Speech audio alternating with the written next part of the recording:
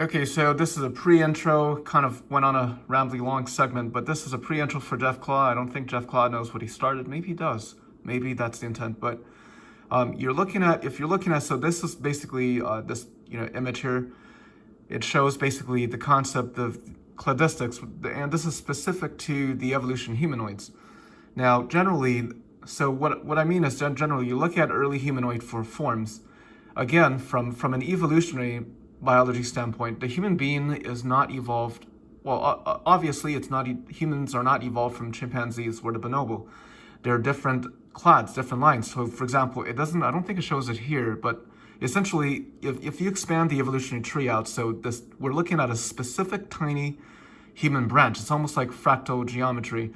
If you were to somehow zoom out into the fractal tree, you're going to see this massive, massive web that links all species, from everything from grass to fish to primates to the earliest common ancestor. But you're looking at a specific humanoid line here. And so if you're looking at different humanoid lines, so there are these dead branches. And obviously here, let's see, can you see this here? At the very end here, you're going to see the Homo sapiens, the wise human, the modern human, from which I think that includes the Cro-Magnon, but the Cro-Magnon man and the modern man. So within the species, so it's extremely interesting. But if you were to branch out, so basically, if you go back, shift left to the clade, then you'll see humanoid primates. Then you have the great apes, the bonobos, the chimpanzees. So basically, if there was a way, like an interactive cladistic tree, you can expand, zoom in, zoom out, everything from fungi to primates and sub trees from the humanoids, the great apes, the bonobos. So basically, there would have to be, well, it's not going to show everything, but on to the next segment. Okay, so this is an upload for my friend Jef Cla, and generally not a good person to talk about, UAPs or monsters with, because I'll try to actually, I get into it and I will try to actually find and search out basically with respect to contacts and sightings, but approaching everything from a scientific manner. So you look at the ancients, so my starting point is, of course, natural ecology.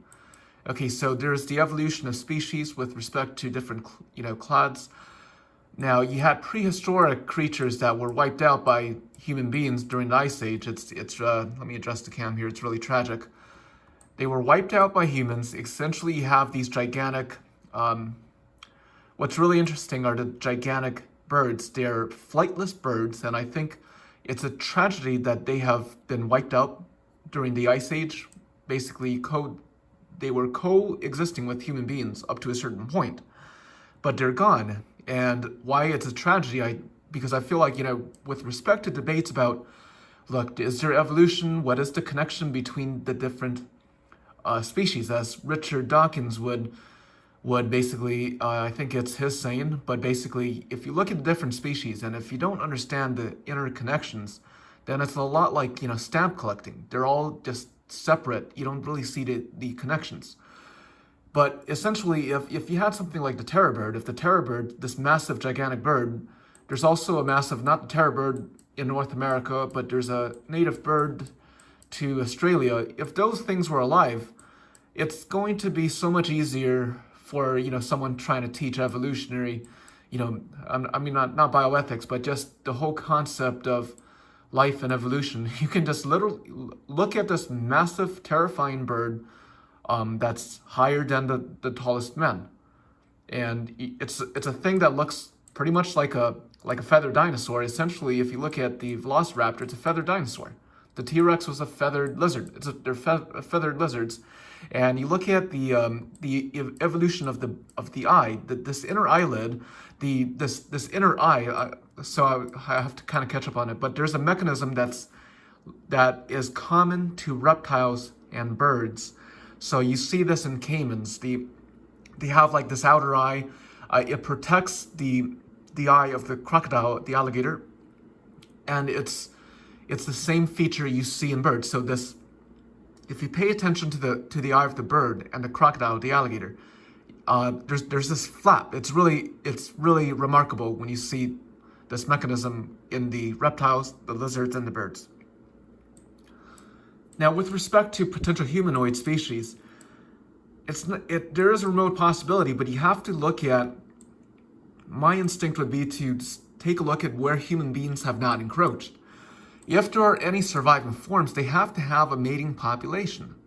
Okay, a sizable mating population, a genetic pool from which to continue.